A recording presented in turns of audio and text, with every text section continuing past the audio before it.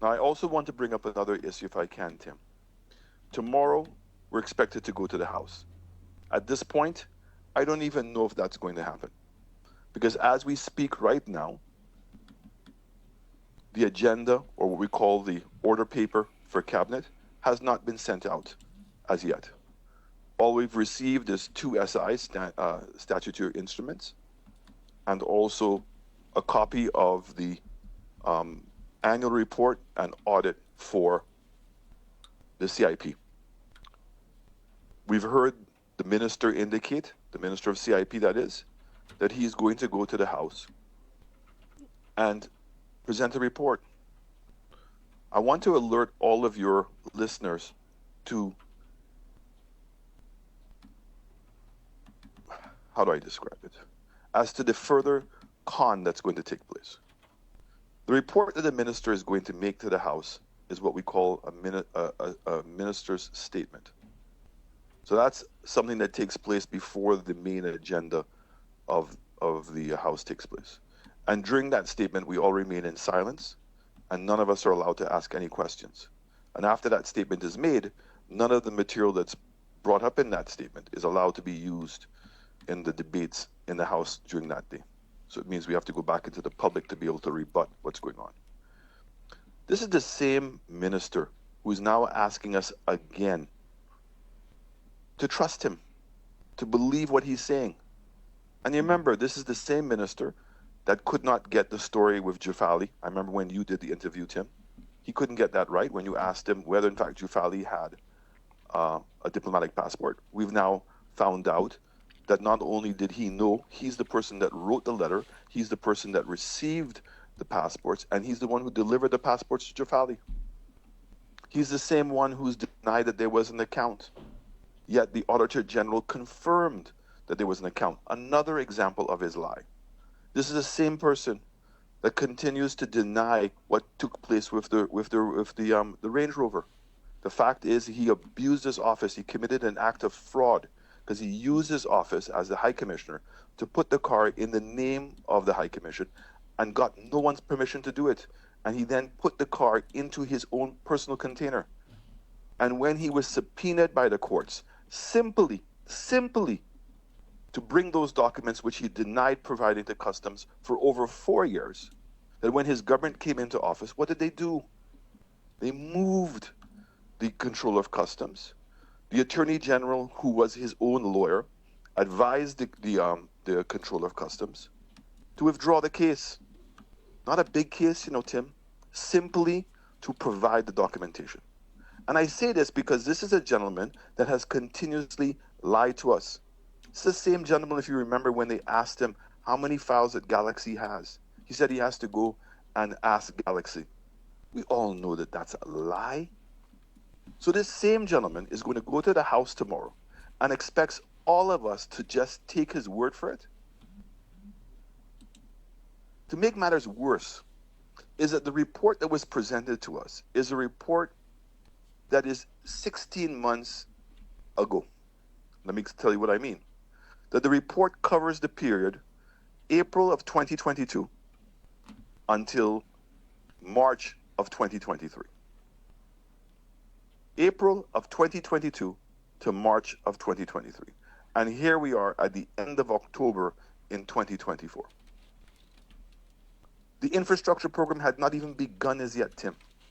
That's not covered.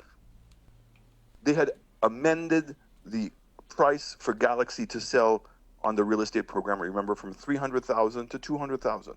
So it's only between January and March that you saw a pickup in the number of applications for the real estate program.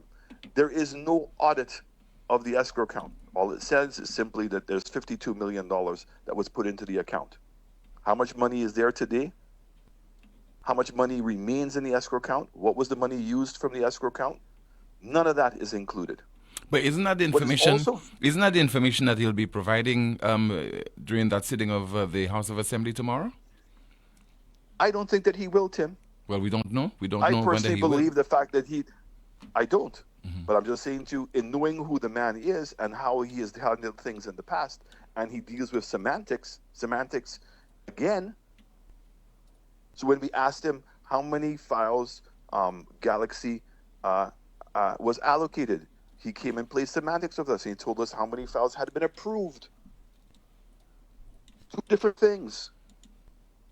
So is the minister going to come tomorrow and simply discuss what the budget report is providing, which is all the way between 2022 and 2023? This is not going to answer the questions that we have. We've asked some very simple questions. First of all, we've made a statement, and I think all of us in St. Lucia agree. The CEO of the CIP unit needs to be fired.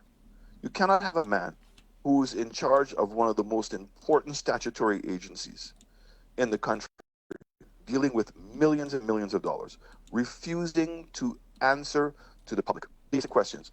Who sent you to Washington, D.C.?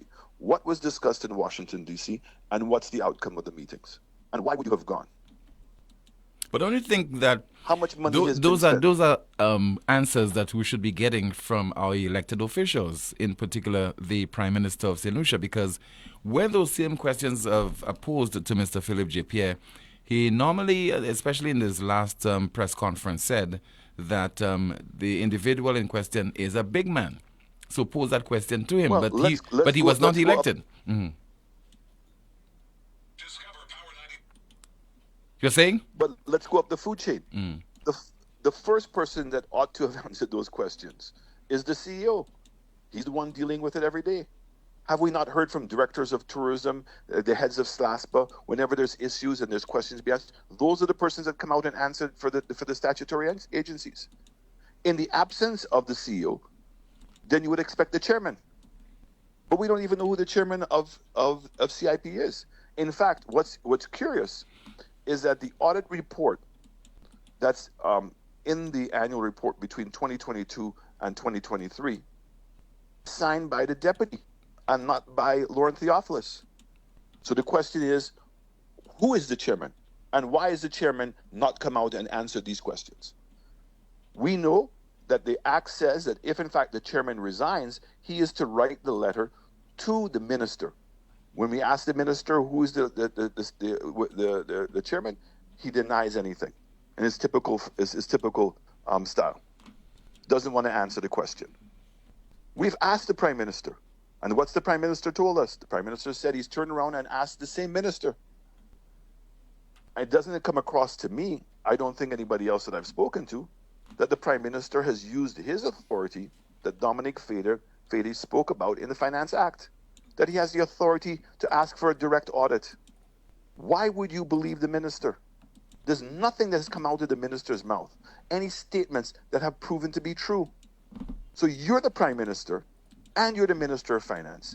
You have an obligation to all of us to verify it. You cannot tell us that the verification simply is that you've asked the minister and the minister's told you that's how it is. That's unacceptable, Tim. Absolutely unacceptable. And so here we are, supposed to be getting a report tomorrow.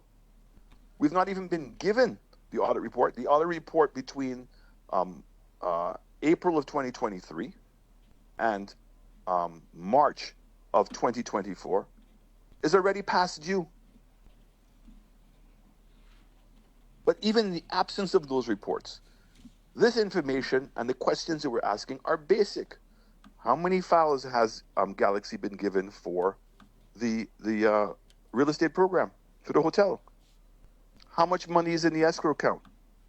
How much money was drawn down? And that therefore we can make an ascertain to ourselves whether it makes sense. So when you go, and I saw a report by Lisa Joseph, hardly nothing has been done there.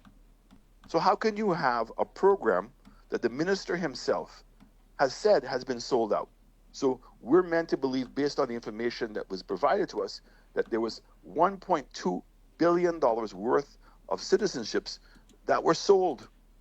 How much of that money is in the escrow account? How much of that money has been drawn down on the escrow account? Is it true there are no St. Lucian workers on the site? And is it true that it's only Chinese workers? Is it true that there's no planning approval for the project? Is it true that the mangrove has been destroyed? These are not complicated questions. Why can't they be answered? And so I'm only hoping that I'm wrong and that you're right, and that the minister is going to make and address those issues tomorrow. But remember, the environment in which he's doing it, there will be no questions, and we're just supposed to expect it to take his statement as being the facts. So I will be listening. I think all of us need to be listening, but I wanted to put solutions on guard that already what we see is a con taking place. If you cannot even get to us and the opposition the order paper for tomorrow, Tim, normally we would get the order paper on Thursday or before, Thursday being the latest. And even Thursday is late because all we're doing is just been given the weekend to be able to read through the documentation. We've been provided with nothing. All we were given was this report, and as I said to you, the report says nothing. It does not answer any of the questions that we in the opposition nor the public have been asking. So I just want to put everybody on notice, Tim. I thank you for the opportunity and the time you've given me to be able to do that. And I'm looking forward tomorrow. And as I said, and it's great that you played the piece by Ralph Gonzalez, because Prime Minister Gonzalez could not be further from the truth. The only thing that St. Lucians have is their voice. Our Constitution enshrines that in our democracy, and I'm hoping that many people, individually, not collectively, individually, will decide tomorrow to come out to Parliament and let this government know that they're not happy with the direction this country is going in. I thank you, Tim. All right, thank you so much. Just so there from the leader of the parliamentary opposition,